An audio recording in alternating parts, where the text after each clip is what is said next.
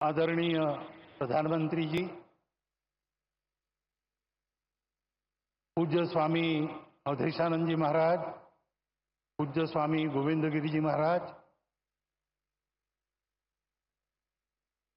आदरणीय मुख्यमंत्री श्रीमान देवेंद्र जी, केंद्रीय मंत्री श्रीमान नितिन जी, माधव नेत्रालय के मंचस्थ कार्यकर्ता वृंद, उपस्थित सज्जन, माता भगिनी,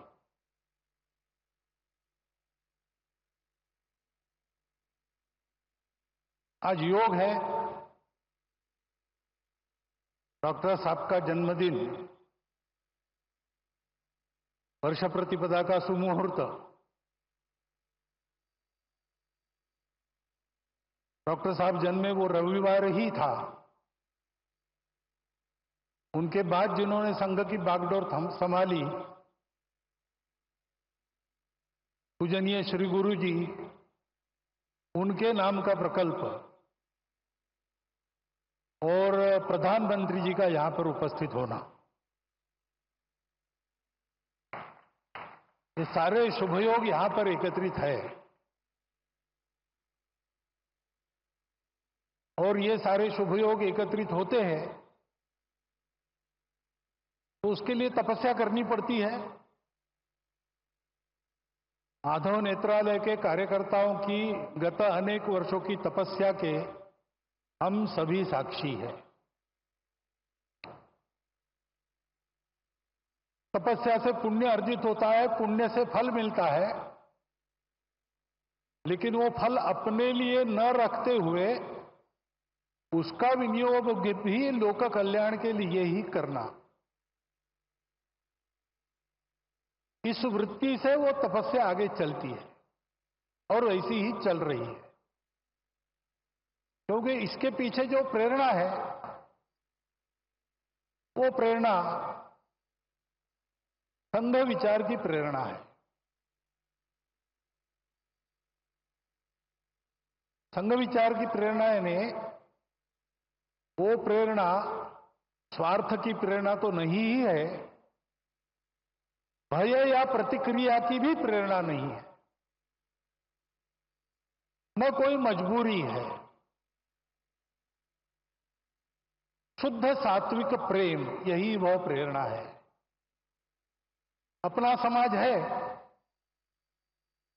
अपने समाज में दृष्टिहीनों के उपचार सबके पास जाए, सबको मिले, ये एक समस्या बनी रहे, ये समाज को शोभा नहीं देता। ये समाज मेरा है, इसलिए मेरा जो भी सामर्थ्य है वो लेके मैं इस समस्या के लिए जो कुछ कर सकता हूं करूंगा, करते रहूंगा, प्रामाणिकता से, निस्वार्थ बुद्धि से, तन मन धन पूर्वक। सब क्षेत्रों में संघ के स्वयंसेवक जो कार्यरत है, इसी प्रेरणा से कार्यरत है। रामटेक की यात्रा में 1926 में यात्रा के सुव्यवस्थापन के लिए स्वयंसेवकों ने जो काम किया, वह भी इसी प्रेरणा से किया। और आज इतने सारे क्षेत्रों में सेवा चल रही है, छोटे बड़े प्रकल्प उपक्रम सब मिलाकर 1.5 लाख के ऊपर समाज के लिए काम चलते हैं स्वयंसेवकों के, इसी प्रेरणा से चले हैं। यही प्रेरणा है वो स्वयंसेवकों को अपने लिए कुछ न चाहते हुए सबके लिए कष्ट करने की प्रेरणा देती है। बदले में कुछ भी नहीं चाहते, करते जाते हैं। ऐसी लंबी यात्रा के कारण समाज ने देखा परखा संघ के स्वयंसेवकों को और मान लिया।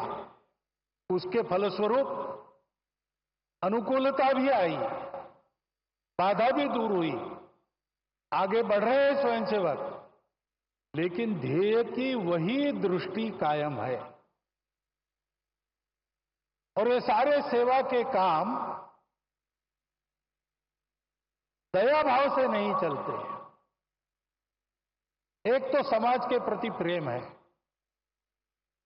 और दूसरे तो वास्तव में समाज में सबको ही दृष्टि देनी है। चर्मचक्षुओं की दृष्टि से संपन्न या उससे रहित ऐसे समाज के लोग दो प्रकार के हैं। लेकिन सदा सर्वदा जीवन में जो दृष्टि आवश्यक होती है, जीवन में हमको जो कुछ मिला है परिस्थिति के रूप में, उस परिस्थिति का अधिकतम उत्कृष्ट उपयोग करते हुए अपने जीवन को सार्थक बनाना, अपने जीवन को निरामय बनाना, अपने जीवन को स्वस्थ बनाना, ये सारा करने के लिए जो जीवन की दृष्टि चाहिए वो जीवन की दृष्टि ही है। और उस जीवन के दृष्टि का सारांश में वर्णन है सेवा। एकांत में आत्मसाधना, लोकांत में परोपकार, ऐसा जीवन सूत्र हमारी परंपरा में है। संघ के संदर्भ में कहेंगे तो 1 घंटा शाखा में स्वयं का विकास और 23 घंटा उस विकास का उपयोग समाज के भलाई के लिए, यही वह दृष्टि है। और वह दृष्टि देने के लिए ये सारे काम चलते हैं। ये सारे काम इसी दृष्टि से चलते हैं, इसलिए उत्तम चलते हैं और ऐसे ही उत्तम चलते रहेंगे। अनुकूलता पाने के बाद भी, साधन संपन्नता होने के बाद भी करने वालों का भाव यही रहेगा, तब उस साधनों का उपयोग भी अच्छी तरह होकर समाज लाभान्वित होगा।